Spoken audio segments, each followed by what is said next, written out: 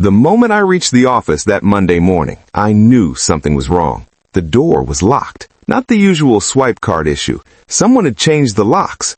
My stomach sank as I fumbled for my phone and called the office, but no one answered. Not Derek, not the receptionist, nothing. Panic rose, but I forced it down, inhaling slowly. Derek had taken over the floor for himself, and he wasn't answering messages. Then it hit me. The truth. He had done it. He had locked me out. I'd been with this company nearly 5 years. I built the IT infrastructure, maintained the servers, and hosted the company website on my dedicated server for better uptime. I trusted him to respect my work. Apparently, he didn't. I leaned against the cold brick wall outside, anger boiling. Not loud anger, calm, controlled, focused. I was furious, but I wasn't going to lose my head. I knew exactly what I had to do. Step 1, assess the damage. Derek had changed the locks, yes, but he had overlooked one thing. I wasn't just an employee. I was the lifeline of their online presence. Their website, client portal, and database, they all ran on my server. And access? I had full control. Step 2, plan. For the next week, I watched, I listened, I waited. Derek strutted around the office like a king in my kingdom, boasting about how he had taken care of me and how the company would run better without me. He didn't notice the subtle errors I was planting, misconfigured server links, hidden redirects, placeholder messages that would pop up at the perfect moment. Every day I observed his arrogance and overconfidence, jotting mental notes. Every careless brag, every misstep was another piece of ammunition. I logged every system error he ignored, every client complaint he failed to address. While he strutted, I worked quietly behind the scenes. By Thursday, I had crafted the perfect trap, a scheduled maintenance update I had set up months ago, designed to take the entire system offline at precisely the right moment. Derek never suspected. He assumed the systems he had suddenly inherited would bend to his whims. They didn't. I smiled as I watched the countdown to chaos tick closer. Patience had been my ally. Anger was a tool, but it was focus that would win.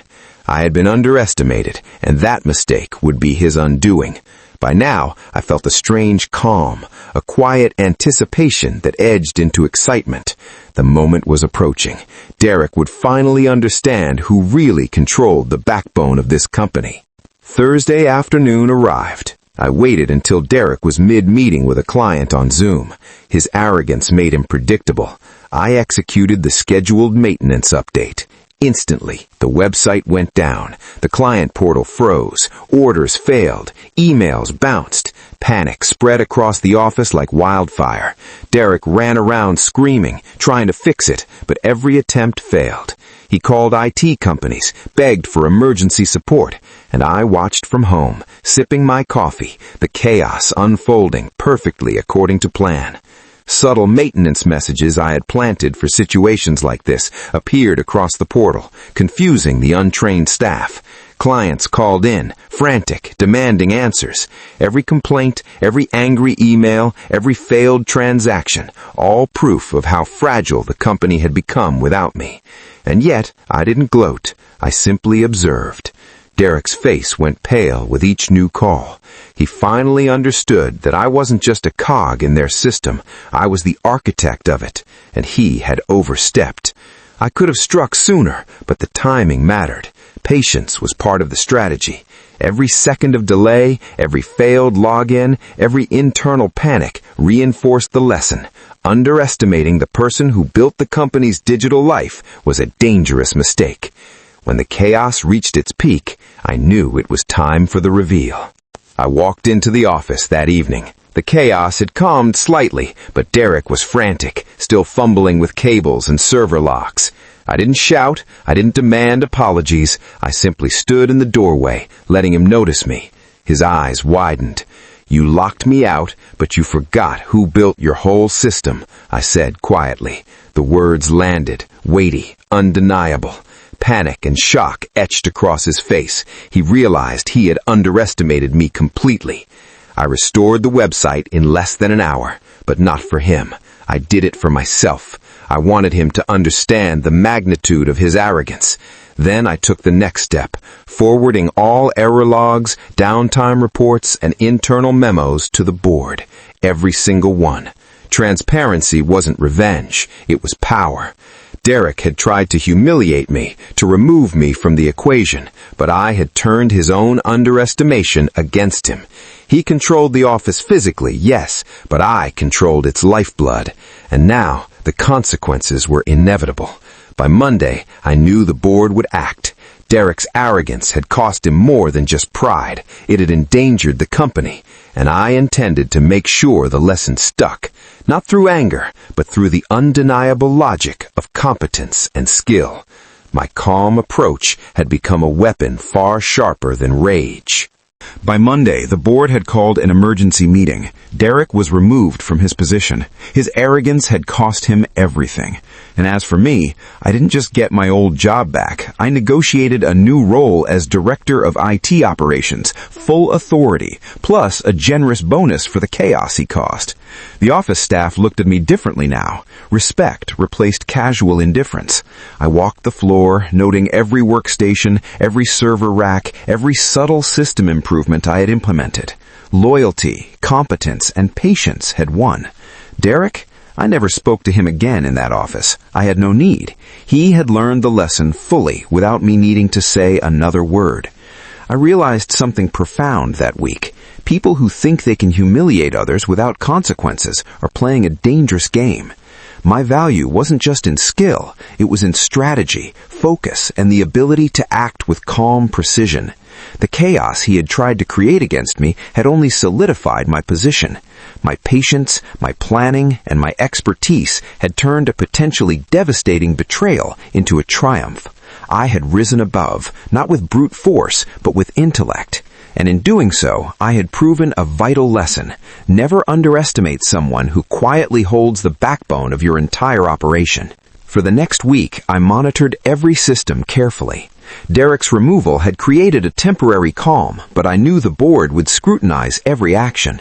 Emails piled in, clients asking why the website went down, internal staff seeking clarification on policies. I answered each with precision, reinforcing my control while demonstrating calm leadership. I realized the chaos had exposed more weaknesses than I had expected.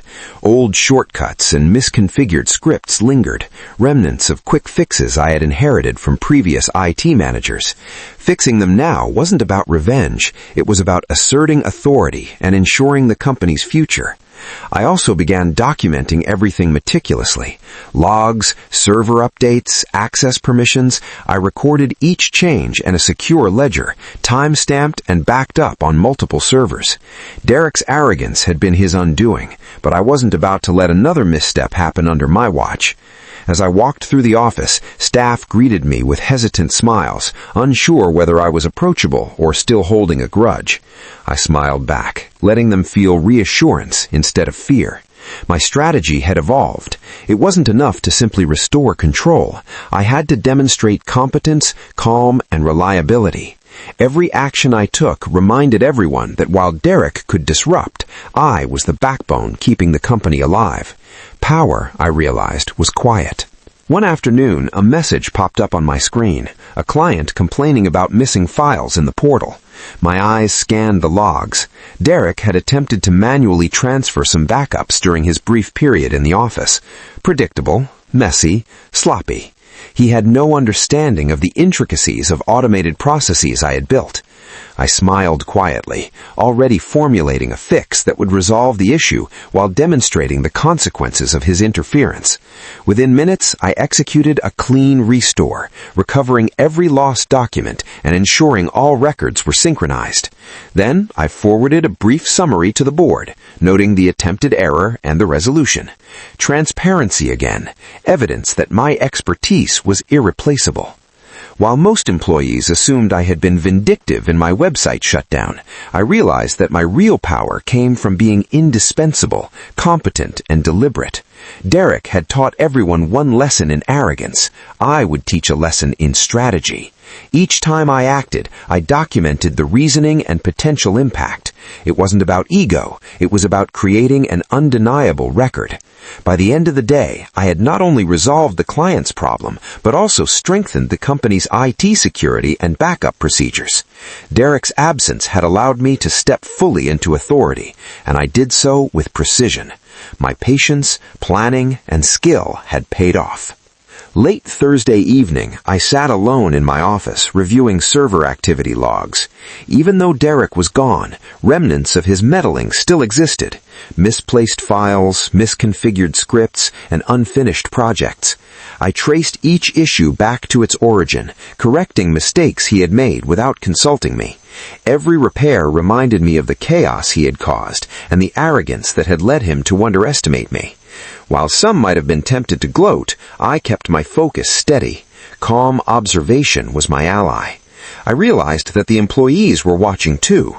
The subtle shift in their perception of authority, the quiet confidence I exuded, was creating a new culture, one that valued expertise, foresight, and controlled action over impulsive aggression.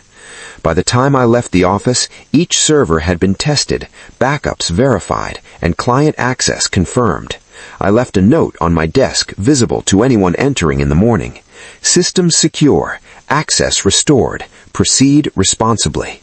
That small note carried a weight Derek never understood. It was authority without theatrics. It was power without hostility. And I knew that when the board reviewed my actions, they would see a stark contrast between Derek's impulsive cruelty and my steady, calculated competence. Victory, I realized, wasn't about public display. It was about undeniable results. I locked my office, confident that the next day would cement my position. Monday morning arrived, and I was ready. I arrived early, walking past the rows of cubicles with quiet satisfaction. Employees greeted me with nods and cautious smiles, their trust in my competence visible despite lingering doubts. I checked the website logs and client portals. Everything was stable. The automated systems I had refined during Derek's brief reign of chaos were functioning flawlessly. I also noticed something else. Morale had improved. Staff members were less fearful, more engaged. They could see that leadership meant reliability, not arbitrary power. By mid-morning, the board called an emergency meeting. Derek was not present. His arrogance had isolated him completely. I entered the room prepared to present my findings and solutions. I outlined the entire week's events, demonstrating how every error, downtime, and misstep tied back to Derek's interference. I emphasized transparency, documentation, and the steps I had taken to safeguard the company. The board listened intently, nodding at each point. I didn't exaggerate or embellish. I simply presented facts, reinforced by logs and screenshots. By the end of the presentation, the decision was unanimous. Derek's tenure ended, and my promotion was confirmed. Calm, competence, and strategic patience had turned the chaos into triumph. No dramatics, no rage, just undeniable results. I had proven my worth, not through shouting or confrontation, but by quietly demonstrating that expertise, backed by meticulous planning, would always prevail over arrogance. Once the board confirmed my promotion, I returned to the office floor. The atmosphere felt different, lighter, more professional, more organized. Employees approached me with questions, suggestions, and feedback. I listened carefully, showing respect for their insights while maintaining control over IT decisions. The company had survived Derek's disruption, but it had also grown stronger. I implemented a series of improvements, stronger access controls, automated fail-safes, and a clear maintenance schedule that prevented future missteps. I also established a weekly review with department heads, ensuring communication and accountability. Employees noticed the changes, and slowly, trust rebuilt. By Friday, I had conducted one-on-one sessions with key staff members, reinforcing the importance of patience, precision, and reliability. I knew that loyalty was earned, not demanded. Derek's mistake had been assuming that fear or power alone controlled outcomes. I had proven that competence, foresight, and calm strategy shaped lasting results. That week, as I left the office late on Friday, I paused outside and looked back at the building. I thought about Derek and his arrogance, and a quiet dissatisfaction filled me. The chaos he had hoped to create had only cemented my authority and reputation. Calm, calculated action had won. Skill, patience, and intelligence had proven stronger than impulsive aggression. I walked home, confident, victorious, and ready for the next challenge. By the following Monday, I had full access again, not just to the systems, but to the mindset of the office. Employees now came to me with questions before attempting risky shortcuts, a change that Derek had never managed to inspire. I began auditing older scripts and workflows he had touched, identifying every weak point he had unknowingly exposed. I set up alerts for unusual access attempts, tightened permissions, and implemented redundancy measures across all servers. Every improvement reinforced my authority quietly, without fanfare. That afternoon, I received a panicked call from the sales department. They couldn't access client invoices. I calmly logged into the server, traced the issue, and fixed it within 10 minutes. Then I forwarded a clear, professional report to the board, detailing the problem, its cause, and my corrective action. I didn't gloat, but I allowed them to see that mistakes, Derek's mistakes, had consequences. Meanwhile, I noticed Derek's messages piling up in my blocked email account, all attempts to explain or reclaim control. I ignored them. This wasn't about revenge anymore. It was about establishing a standard that would prevent anyone from ever thinking they could undermine the company or me again. By evening, the office felt like a different place, organized, efficient, and aware that the backbone of the company now rested in capable hands. Every action I took reinforced that lesson. Patience and precision trump arrogance every time.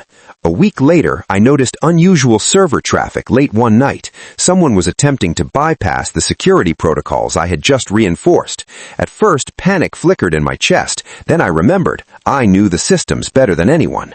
The intrusion attempts were crude, obvious to someone who understood the logs and server behavior. I traced each move, confirming my suspicion. Derek hadn't learned from his mistakes. He thought he could regain control remotely, unaware that every path he might use had been closed off. I decided to escalate subtly. I left a decoy script running, showing activity on every unauthorized login attempt while logging their IP addresses. Then I sent a discreet message to the board. Recent security attempts identified and contained. No breach occurred. Within hours, the board was reviewing access logs for the first time and realizing just how fragile the company's IT infrastructure had been under Derek. Meanwhile, employees were impressed, unaware of the full extent of the potential disaster averted. By morning, I had neutralized the threat entirely and fortified the systems further. Derek's overconfidence had failed spectacularly, and I was quietly demonstrating to the board that my expertise was indispensable. This wasn't about personal revenge. It was about reinforcing the truth. Competence cannot be ignored or replaced. Every unauthorized attempt reminded me that control belonged to the one who truly understood the backbone of the company, and I intended to keep it that way. It was during a Friday staff meeting that I noticed the real impact of my work. The team was discussing upcoming projects, and for the first time, employees were suggesting IT-related improvements proactively. I realized then that the office culture had shifted completely. Fear and uncertainty had been replaced with respect for expertise and a desire to prevent mistakes before they occurred. I felt a sense of pride, but I also knew better than to become complacent. Derek's influence had left vulnerabilities that needed permanent elimination.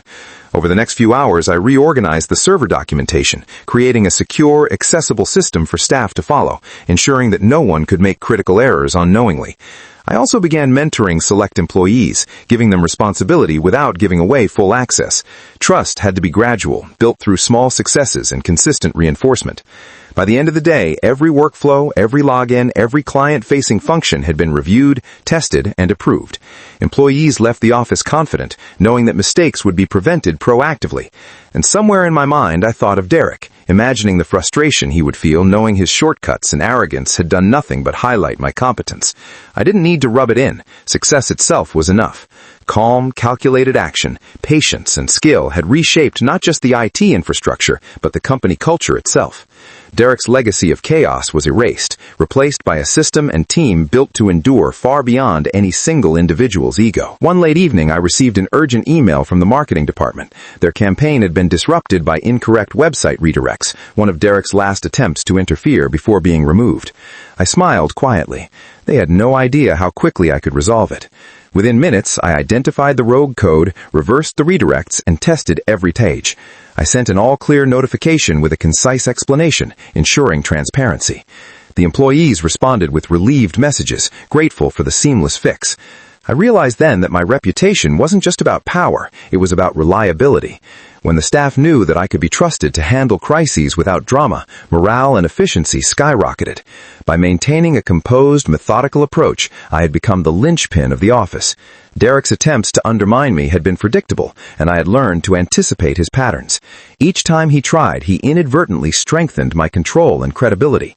That evening, I updated the board with a detailed report of the campaign issue, highlighting how proactive monitoring and structured protocols prevented a disaster. As I closed my laptop, I felt a quiet, controlled satisfaction.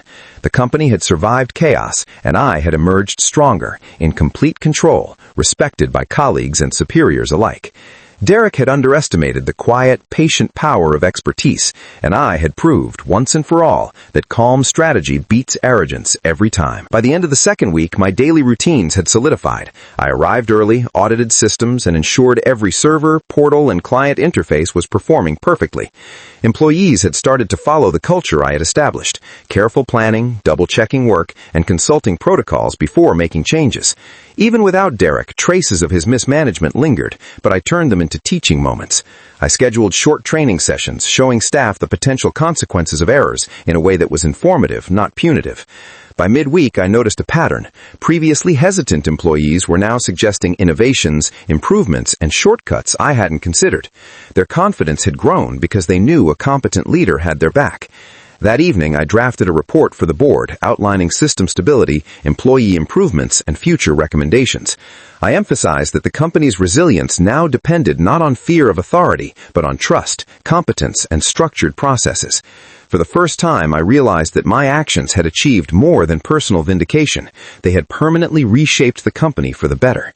Derek's mistakes had inadvertently provided the opportunity to implement lasting improvements. I felt a quiet, controlled pride. Revenge had been satisfying, but reconstruction had been far more powerful. The office was secure, the staff competent, and the board aware of my indispensable value. For the first time in years, I felt completely in control of the company's future, and no one could take that from me. On Monday morning, I noticed something unusual. Derek had attempted to bypass some of the new protocols I'd implemented, probably thinking he could regain control subtly. I accessed the system logs and found multiple failed login attempts from his old credentials. Instead of confronting him directly, I decided to use it as leverage. I documented each attempt and added notes explaining the potential consequences if a less skilled person had executed them successfully. Then I sent a concise summary to the board, highlighting my proactive monitoring and prevention measures. Within hours, the board called a meeting to discuss Derek's repeated violations. They were shocked, not only at his recklessness, but at my foresight in catching it before any damage occurred. Employees noticed the increased security measures, but had no idea the full scope of Derek's attempted interference. I maintained my calm demeanor, letting the facts speak for themselves. Later, as I walked through the office, I realized the power of patience. Derek's arrogance had played right into my hands. I didn't need to gloat. The evidence did it for me. By evening, every compromised path he had tried was permanently closed, and the company's IT infrastructure had never been more secure. I allowed myself a small smile. Sometimes the most effective revenge isn't dramatic, it's invisible, methodical, and leaves the aggressor powerless without ever raising your voice. By midweek, the company began seeing tangible improvements. Clients who had previously complained about delayed emails and portal errors were now receiving updates in real time. I had implemented automated monitoring for critical systems, so any anomaly triggered an immediate alert to my phone. The efficiency boost didn't go unnoticed. The board praised the turnaround in internal reports and customer satisfaction. Derek, still attempting to meddle remotely, began to frustrate himself, realizing he could no longer manipulate the systems without being detected. I allowed the tension to simmer, knowing that every failed attempt further reinforced my authority. During a casual lunch, one of the team members asked me how I managed to prevent disasters before they happened. I smiled, keeping my tone calm, and explained the importance of documenting processes, monitoring for irregularities, and thinking several steps ahead. They nodded, absorbing the lesson without realizing that the example included Derek's repeated failures. That evening, I drafted another report for the board, summarizing improvements, monitoring data, and employee engagement. Derek's interference had inadvertently created a showcase of my competence, demonstrating both leadership and technical expertise. As I shut down my laptop, I reflected on how patience, planning, and subtle control could yield more satisfaction than any impulsive confrontation. Derek had underestimated me, and I had turned that arrogance into a permanent advantage. Thursday morning brought a surprise call from a client. Their payment processing system had shown irregularities, something I knew could cause panic if not resolved immediately. I logged into the server remotely and discovered the issue, a misconfigured redirect on the payment portal, likely a leftover from Derek's previous tampering. I corrected the configuration, ran tests, and verified transactions, all within 20 minutes. Then I sent the client a detailed explanation, framing it as routine maintenance and highlighting the improvements we had implemented. They responded with gratitude and renewed confidence in the company. Later, I forwarded the incident log to the board, ensuring they understood how quickly I had identified and neutralized the risk. Derek, if he was monitoring, would have seen yet another failure of his plan. I realized more and more that my power didn't come from force, it came from control, foresight, and calm execution. The office culture continued to shift. Employees were now proactively monitoring their own areas, reporting inconsistencies, and learning the systems I had built to prevent chaos. Every day, the company became more efficient and more resilient, a reflection of careful planning rather than frantic reaction. By evening, I leaned back in my chair, appreciating the full circle of events. Derek had tried to humiliate me, but in the process, he had created the perfect scenario for me to demonstrate the irreplaceable value of skill, patience, and foresight. I knew then that the most satisfying victories were the ones built quietly and methodically. That Friday, I walked into the office earlier than usual, determined to review system integrity for the week. As I scanned logs and workflows, I noticed a pattern emerging from Derek's attempts at unauthorized access. He had become predictable. Every failed login, every misstep he made was a lesson for me in anticipation. I quietly mapped his behavior, using it to strengthen protocols further and create additional redundancies. By mid-morning, I had implemented automatic alerts that would notify the board of any unusual activity, creating transparency while simultaneously neutralizing Derek's potential influence. Employees noticed the smooth flow of operations, but remained blissfully unaware of the silent battle being waged behind the scenes. By noon, I received an email from the board requesting a presentation on system improvements and long-term IT strategy. I prepared a concise, professional report demonstrating tangible results, employee engagement, and risk mitigation. Derek could only watch helplessly as the board praised my methods, acknowledging that the company was now stronger than ever before. By evening, I reflected on the week and realized that patience, precision, and control had been far more effective than confrontation or visible revenge. Derek's arrogance had given me every opportunity to assert authority quietly, decisively, and with undeniable results. I closed my laptop, feeling a deep sense of satisfaction. The company was not only restored, but fortified, my influence unchallenged, and Derek's power permanently diminished. Over the weekend, I reviewed all server backups, ensuring that every system, database, and client portal was fully redundant and protected. I discovered traces of old scripts Derek had left behind, likely intended to create confusion or errors later. Instead of panicking, I meticulously analyzed each line, neutralized any potential threats, and used the opportunity to improve efficiency. By mid-morning, I had created an internal guide for employees, detailing safe procedures, common pitfalls, and emergency protocols. The office adopted it immediately, and morale improved as people realized the systems were robust and reliable. Derek, meanwhile, remained outside of the organization's control loop, powerless to interfere. I allowed myself a quiet satisfaction, knowing that every precaution, every improvement, and every proactive measure had transformed a chaotic, vulnerable company into one capable of thriving independently of any single person's whims. Later that day, the board called an unscheduled meeting. I presented my weekly report, emphasizing improvements, employee engagement, and system resilience. The praise was unanimous. Derek's absence, his failed attempts, and my proactive leadership had become a case study in effective IT management. As I walked back to my office, I realized that the true victory wasn't in punishment, it was in control, competence, and foresight. Derek had tried to undermine me, but the very systems he thought he could manipulate had become a fortress under my care, and I held the key. Monday evening, I received a frantic call from Derek's assistant. The board had decided to intervene directly, citing repeated violations and poor judgment. Derek had no authority left, and they wanted him removed immediately. I stayed calm, letting the situation unfold naturally. I didn't need to call for action. His own incompetence had sealed his fate. By the time I arrived at the office Tuesday morning, the locks on the executive suite had already been changed again, this time by the security team under board direction. Derek's office was cleared, personal belongings packed, and he was escorted off the premises.